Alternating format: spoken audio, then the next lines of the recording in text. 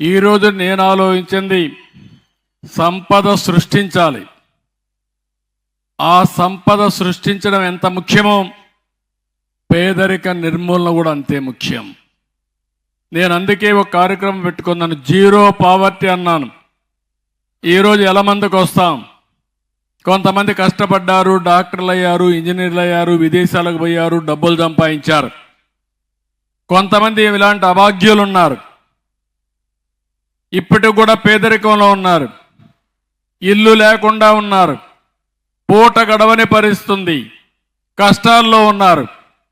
అందుకే అలాంటి వారికి మనందరం అండగా ఉండడం మన బాధ్యత. నేను అందుకనే మీరు చూస్తే ఈరోజు ఏదైతే పెన్షన్లు ఉన్నాయో ఇవి 64 లక్షల మందికి పెన్షన్లు ఇచ్చే ఏకైక రాష్ట్రం భారతదేశంలో ఆంధ్రప్రదేశ్ రాష్ట్రం.